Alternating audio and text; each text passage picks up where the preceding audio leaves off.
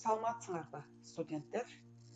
Ош гуманитардык педагогикалык институтунун табияттануу жана география факультетинин биология адистигинин 3-курстарына адамдын жана жаныбарлардын физиологиясы предмети боюнча мен Сагынбаева Гүлзада Абазбековна кезектеги онлайн сабагыбызды баштайбыз. Бүгүнкү биздин лекциялык сабагыбыздын темасы терморегуляция. Сабактын планы: теринин түзүлүшү жана мааниси, организмде туруктуу температуранын сакталуу касиеттери. Биз бүгүн көбүрөөк туруктуу температуранын сакталуу касиеттерине карайбыз. Анткени бул лекциялык сабагыбыз 4 саатка пландаштырылган. Анын натыйжасында биздин сабактын максаты ошол жалпы терморегуляция деген эмне, анын мааниси, теринин түзүлүшү, анын сакталуу касиеттерин аныктоо, түшүнүү. Натыйжада биз теринин түзүлүшүн үйрөнүп, маанисин түшүнүп, касиеттерин билип алабыз. Урматтуу студенттер, кезектеги видео тасмага көңүл бурсаңыздар, денедеги температура жана терморегуляция деген эмне? Бул терморегуляция боюнча бул көпчүлүк адамдарга жана жаныбарларга тиешелүү. Биринчи биз адамдарды карап көрө турган болсок, биз адамдын температурасыны электротермометр менен, сымап температурасы менен, анан электротермометр менен өлчөйбүз. Мында жаш балдар менен адамдардын, чоң адамдарда температуранын туруктуу температурада бирке айырмачылык болот. Мүмкүн болушунча балдарда туруктуу температура чоң адамдарга караганда дайыма өзгөрүп турат. Бул чоң адамдарга да тиешелүү, бирок балдарда көбүрөөк жүрөт. Анткени кыймыл ошончолук көп болгондугуна байланыштуу. Эртең менен температура төмөнүрөөк болот, кечинде температура жогорураак болот. Бул дайыма эртең менен кечке чейинки абалда бул температура термелүү менен өзгөрүп турат. Көпчүлүк терморегуляция көбүнчө физикалык жана химиялык болуп бөлүнөт.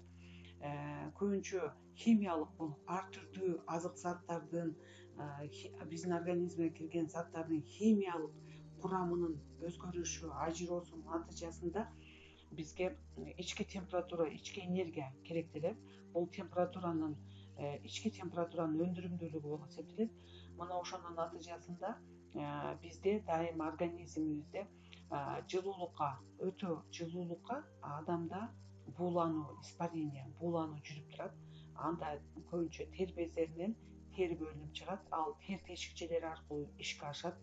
Өтө жылуулукта бул ички температура, ошо жылуулуктун келишин туруктуу температураны сактап калыш үчүн кирген температуранын кайра буулануу менен чыгаруу менен кайра эле туруктуу температураны сактайт.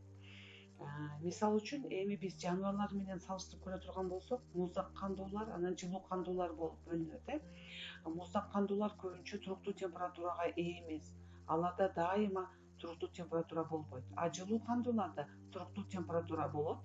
Алар кышын, жайын, башкача айтканда 4 мезгилди басып өтөт. Жылуу кандууларга адамдар да кирет. Ал эми жылуу кандууларга ошондой эле канаттуулар дагы кирет. Салыштырмалуу канаттуулардын температурасы, туруктуу температурасы 40 градустан жогору, плюс 40 градустан жогору болот.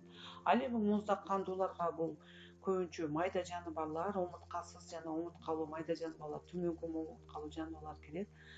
Мисалы үчүн, сойлоп жүрүүчүлөрдү алып көрө турган болсок, сойлоп жүрүүчүлөр суукка чыдамы жок. Алардын кыймылы, мынакей, мисалы үчүн, чете сууда жашачулар, бакалар, буларда дагы мынакей суукка болгон чыдамдуулук жок, кыймылдуулугу төмөндөйт. Булар, мындайча айтканда, аябай жай дем алат, кыймыл аракет начар болот. Качан гана жылуулук көбөйгөндө, жылуулук жогору болгондо булардын кыймылдуулугу жогорулойт. Аракет, тамакка болгон табити, көбөйүү процесстери жүрөт. Мынакей сойлоп жүрүүчүлөрдө дагы азыктанат, алар азык кармоого жөндөмдүүлүгү болот. Эң негизгиси булчуң системасынын жыйылуусу жогору болот. Мынакей бул баардыгы жылуулукка тиешелүү. Ал эми алардын ичинен биз кемирүүчүлөрдүн ичинен мына чычкандардын түрлөрүн алып көрө турган болсок, булар жылуулукка чыдамдуу, суукка чыдамдуу келет. Канчалык топ болуп жашаса, бул топтук жылуулукка чыдамдуулук деп коет. Топ менен жашап, булар бири-бири менен жакындашуу менен жылуулуктарын сакташат. Мынакей жылуулук канчалык жакын жылуулук жакшы болсо, аябай эмеде бул чычкандарда деле, сууda жерде сууда жашоочуларда дагы буулануу процесси жүрөт. Бирок баардыгында жүрбөйт. Анын ичинен мисалы үчүн карыштыр жана ит сымалууларды карасак, булардын тери тешикчелери жок болгондуктан алар оозу өпкөсү аркылуу шамалдатып, баягы туруктуулукту сактайт. Ал эми мисалы үчүн төөлөрдү ала турган болсок, булар аябай жылуулукка чыдамдуу келишет. Ал эми анын ичинен пингвинди алып көрө турган болсок, булар аябай суукка, 0 градустан төмөнкү суукка чыдамдуу келет. Биз жылуу кандууларга адамдыкири бизге эмес, адам дагы 4 мезгилде туура пайдаланат. Алар сууктан мынакей жылуу кийинишет, жылуу кийинип, жылуулукту, суукту туура кабыл алып, туура өткөрүшөт, терисинен өткөрөт. Жаңы төрөлгөн балдарда бул адамдардын терморегуляциясын карасак, жаңы төрөлгөн балдарда терморегуляция бирдей боло бербейт.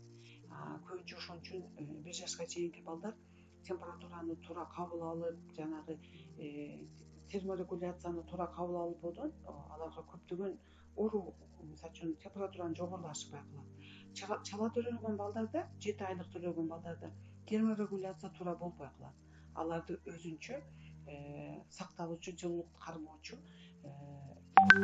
айнекчелүү жылуулук мештерде кармашат. Эгерде биз адамдын терморегуляциясын карап көрө турган болсок, түзүлүшүн карап көрө турган болсок, эң негизгиси булчуң, анын ичинде ички органдар, анын ичинен боордо аябай температураны сактоочу, туруктуу температураны, ички энергияны кармоочу бөлүктөр болот. Өтө көп жылуулукту тери тешикчелери аркылуу сыртка чыгарылат. Аны мынакей сырттан келген жылуулук келгенде тери эпителий катмарынын түбүндөгү капиллярдык кан тамырлар жана нерв талчалары аркылуу булар импульс кабыл алып, ал жүлүн мээси аркылуу гипоталамуска барат. Гипоталамустан кайра кабар келип, ал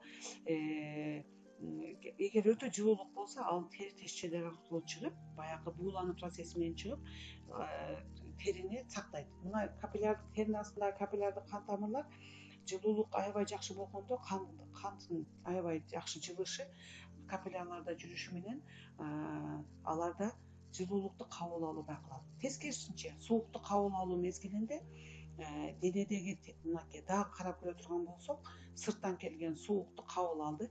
Тери тешикчелеринде, мисалы үчүн, кан тамырлардын жылышы басаңдайт.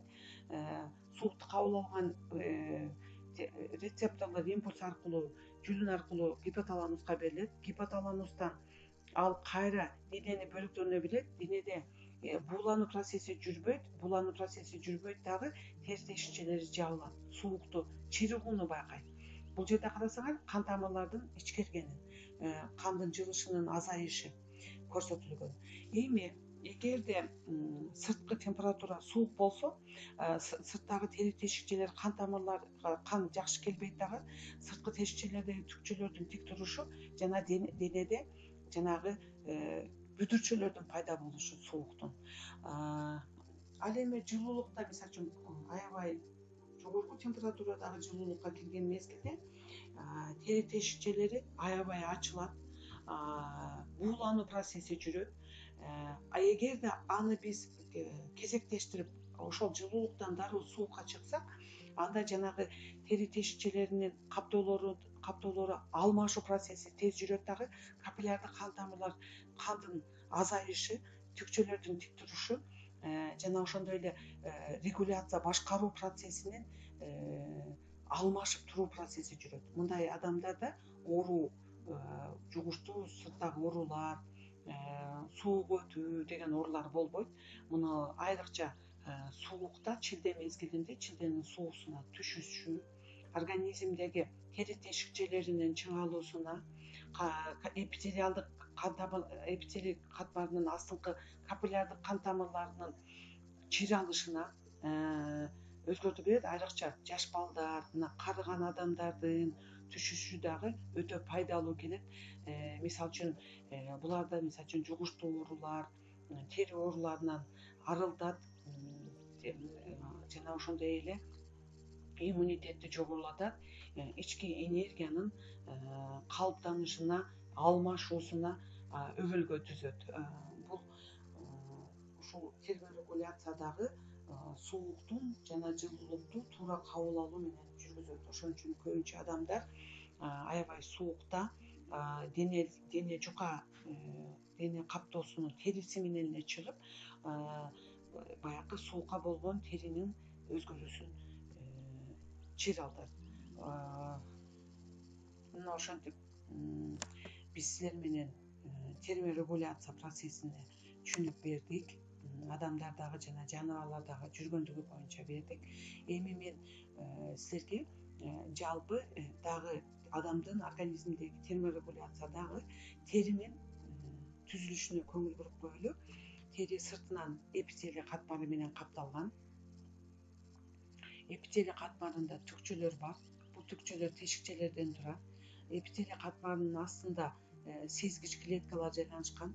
Алар жылуулукту аябай тез сезишет, суукту аябай жай сезишет. Анткени дегенде жылуулук сезүүчү нерв клеткалары теринин астында жайланышса, ал эми суукту сезүүчү, муздакты сезүүчүлөр теринин эпителий катмарынын тереңинде жайланышкан. Мына сары түстөгү клеткалар булар ошол суукту терморегулятор клеткалар, башкача айтканда сырттан келген жылуулукту, суукту кабыл алуучу сезгич клеткалар болуп эсептелет. Бул клеткалар тармакталган абалда болот. Нерв клеткалар менен тыгыз байланышта болот. Эпителий катмарынын астыңкы бөлүгүндө капиллярдык кан тамырлар жайланышкан. Бул капиллярдык кан тамырлар жылуулукту аябай кан тамырлар жакшы кабыл алып, кан айлануу тез жүрөт дагы. Капиллярдык кан тамырларга тынымсыз кан келип турат.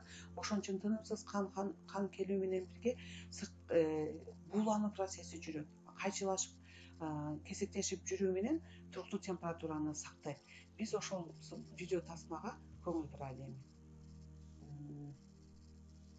Мынакей, канчалык төмөн температура болсо, кабыл алуучу клеткалар суукту кабыл алат.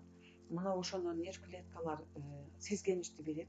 Кан тамырларга кандын айлануусу басаңдайт. Түкчөлөр тик тура калат. Баягы тешикчелер жабылыш керек. Эпителиярдык кан тамырлар тегиз клеткаларды түз туруу менен алар дененин, башкача айтканда, түсүнүн өзгөрүшү менен байкалат. Эгерде жылуулук аябай жылуу болгондо, тескерисинче кан тамырда кандын жылуусу аябай тез жүрөт.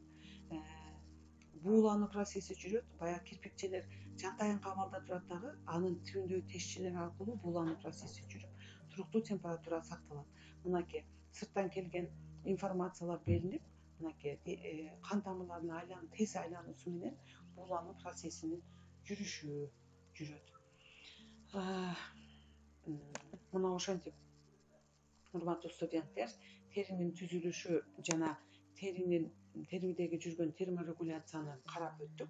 Терморегуляция физикалык жана химиялык болуп бөлүнөт. Физикалыкка жылуулук өткөрүүчүлүк, буулануу жана жылуулукту сактап берүүчүлүк кирсе, а химиялыкка жылуулук үчүн продуктылар керек болот. Биринчи химиялык процесс организм үчүн өтө керек болот. Анткени дегенде организмге азык зат кирип, клеткалардын ажыроосу жүрбөсө, ички температура туруктуу абалдагы температуранын төмөндөшүнө алып келет. Ошон үчүн тынымсыз азык зат бир гана тамактануу, клеткаларга азык заттарды гана жеткирбестен, ички энергияны калыптандырат. Андан кийин физикалык, адамдардын кыймылы, сууга түшүшү, жылуулук, бардыгы, жылуулук өткөрүүчүлүк, суукту өткөрүүчүлүк, билесиңер, ошо менен бирге өтө жылуулук көбөйүп кетсе, буулануу процессинин жүрүшү, булардын бардыгы терморегуляциялык жол болуп эсептелет. Урматтуу студенттер, башкартуу үчүн сиздерге суроолорум бар. Биринчи суроо. Биз жана лекциянын башында айтып кеттик, адамдын температурасыны, сымап температурасы менен жана ошондой эле электротермометр менен өлчөнөт. эгерде сымап температурасы менен өлчөнгөн болсо, адамдын температурасы жогору болуп, мынакей көрүнүп тургандай бул жерде 39,5 температура көрсөтүп турган термоградусникти көрүп турасыңар. Эгерде биз ушул градусникти сакташыбыз үчүн ушул температуралык сынап мамычасы канча өлчөмдү көрсөткөн учурда термоградусник көпкө чейин сакталат? Ушул суроону ойлонуп, жакшы жооп берип, мага Zoom конференциясында жана WhatsApp группа аркылуу жооп берсеңер болот.